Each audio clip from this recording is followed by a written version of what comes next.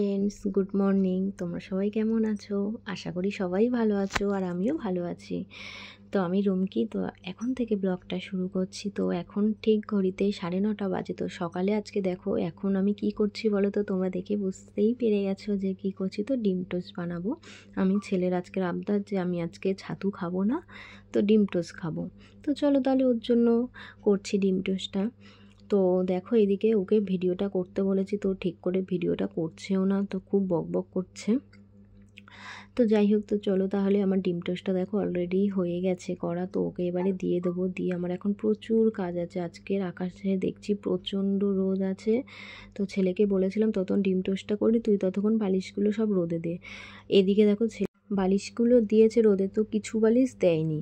তো যাই হোক, তো আমি দিয়ে দিয়েছি। ছোটো মানুষ যতটা করেছে ততটাই অনেক, আমি মনে করি অনেক। তো যাই হোক চলো দেখো এদিকে প্রচণ্ড রোদ, আজকের বিশাল রোদ উঠেছে। আর আমাদের উঠোনে যা সারা দিন রোদ থাকে। তো তোমাদেরও কার কার এরকম উঠান আছে বাড়িতে আর রোদ থাকে, তো কমেন্টে জানিও।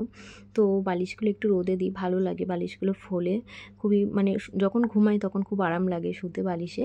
তো ওই জন্য আমি মাঝে মাঝে একটু রোদে দিই। তো এদিকে দেখো বিছানাটা তুলে নিচ্ছি, বাসি বিছানা।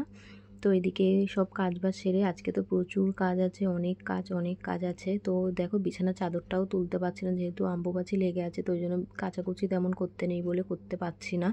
তো অম্বুবাচী ছাড়লেই বিছানার চাদরটা তুলে নেবো। আর এদিকে বিছানাটা তখন তুলে রাখি, বালিশগুলো তো রোদে দেওয়া সব। আর এদিকে দেখো তেমন আজকে রান্না বলতে সিম্পল একদম রান্না করবো। এদিকে ডাল বসিয়ে দিয়েছি প্রেশারে। আর এদিকে দেখো ঢেঁড়স ভাজবো, আরও সবজি আছে। তো আর আজকে তেমন কিছু রান্না করলাম না, ফ্রিজে মাছও আছে। তো এদিকে ঢেঁড়সটা করে নিচ্ছি, ভাজবো শুধু জাস্ট। আর এদিকে দেখো আলুটাও ভেজে নেবো আমি। আলু ভাজা ঢেঁড়স ভাজা দিয়ে আমরা খুবই ভালো খাই। তো এদিকে আলুটাও ভেজে নেবো লাল লাল করে। আর এরকম মোটা মোটা আলু ভাজা খেতে আমরা তিনজনেই সবাই ভালোবাসি। তোমরা কারা কারা ভালোবাসো একটু কমেন্টে জানিও। তো ওই দেখো এই আলু ভাজা এদিকে হয়ে এসেছে, আমার ভাতটাও বসিয়ে দিয়েছি। তো আলু ভাজা একটু এরকম লাল না হলে দেখবে ভালো লাগে না খেতে, সাদা মতো আলু ভাজা ভালো লাগে না ঠিক আমাদের। তো এইদিকে দেখো ডাল সিদ্ধ হয়ে গেছে, যেহেতু প্রেশারে সিদ্ধ দিয়েছিলাম। এইদিকে দেখো আমরা ডাল করবো। আমরা ডাল খেতে খুব ভালো লাগে আমাদের, খুব ভালোবাসি। তো এদিকে আমরাও নিয়ে এসেছে বলে, তো এইদিকে আমরা ডাল করছি। ডাল যেহেতু সিদ্ধ করা, তো দিয়ে দিলাম। তো এদিকে দেখো ডালটাও আমার হয়ে এসেছে, একটু গাঢ় গাঢ় করে। ডাল বেশি পাতলা ভালো লাগে না, গাঢ় ছাড়া। তো এদিকে দেখো ডালটাও হয়ে গেছে, এদিকে ভাজাও হয়ে গেছে। তো ফ্যানও উপর দিয়ে দিয়েছি, ভাত হয়ে গেছে। আর এদিকে দেখো বিছানাটা পুরো গুছিয়ে নিয়েছি, বালিশগুলো দেখো শুধু কেমন ফুলেছে। বললাম না রোদে দিলেই বালিশগুলো দেখবে খুব সুন্দর ফোলে, আর শুতেও খুব আরাম লাগে। তো এদিকে দেখো সব কাজ সেরে তো আমি স্নান করে বসে পড়েছি।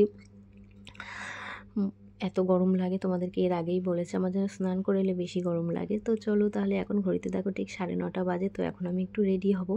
তো কোথায় যাচ্ছি এটা তোমাদের পরের ব্লগে বলবো, তো এখন বলবো না। তো দেখো আমি রেডি হয়ে চলে এসেছি। তো আমাকে কেমন লাগছে তোমরা অবশ্যই কমেন্টে জানিও। তো এখন ব্লগটা অনেকটাই বড় হয়ে গেছে, তাই না বলো? তো পরের ব্লগে তোমাদের সাথে আবার দেখা হচ্ছে।